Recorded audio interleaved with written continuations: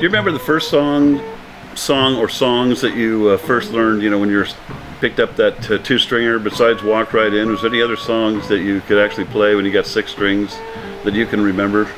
Early on, I mean, we all got into surf music, so, those songs just seemed to come pretty flowingly, because everybody learned them at once. All my buddies, everybody was attempting the same songs.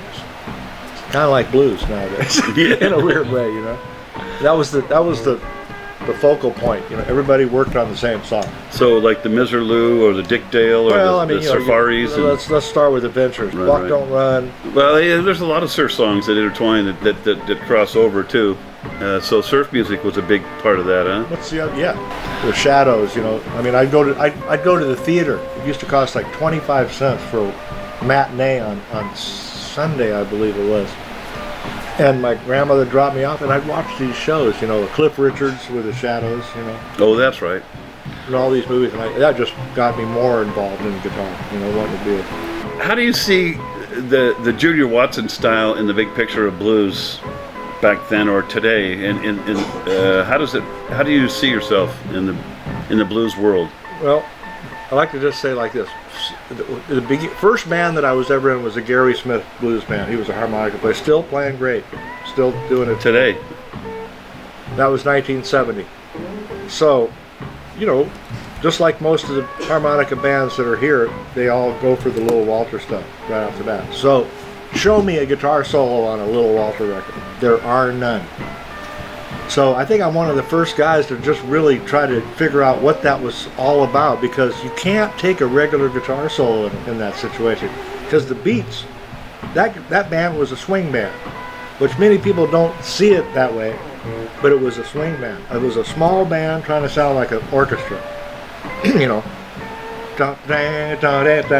Well, all that stuff is in the Little Walter song, like a Count Basie song. If you really check it out, and the beats are double shuffle with the backbeat. All the other Otis Rush and all that stuff, no double shuffles, backbeat shuffles. See what I'm saying? That's easy to solo too. So I thought to myself, how am I going to do this? So I says, well, there are none on those records. I'm going to have to seek out the 40s stuff what those guys listen to. And that's where I found out Tiny Grimes, Bill Jennings, Renee Hall, and the list goes on and on and on and on. And then you have to cipher out, like Charlie Christian, the father of it all, but complicated progressions.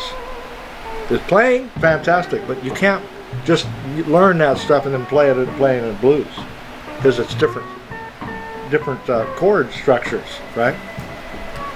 So I had to narrow it down. Like Teddy Bunn has a lot of songs that are just blues based. Bill Jennings, Tiny Grimes, you could sneak a lot of that stuff in there. And that's what taught me how to really solo blues. And now it's just, the whole West Coast scene, like it was back in the 40s, is kind of, everything goes around in cycles with this music, in a circle, from the beginning, from even before I was ever playing. If you follow it from the 40s, 50s, it goes in a cycle. Few years, folk music. Like, I remember seeing, Sleepy John Estes, John Lee Hooker, Bucka White, Lightnin' Hopkins, tons of them, at these folk things in 1966 when I was in high school. You pay $1 to get in and see all these guys trying to cut each other, just playing acoustic, right? And John Lee Hooker was one of the baddest guys I've ever saw in that situation. He just had it. And that was then. Then about three years later, you got the Fillmore opening up there, right? Right. Or 2 years later, I should say, 67, 68. And you had all these rock bands on there, and you had a captive audience. And then all of a sudden, there's Buddy Guy, or there's Albert King. You're going, what is this? So it's pretty amazing times to be exposed to all that back then.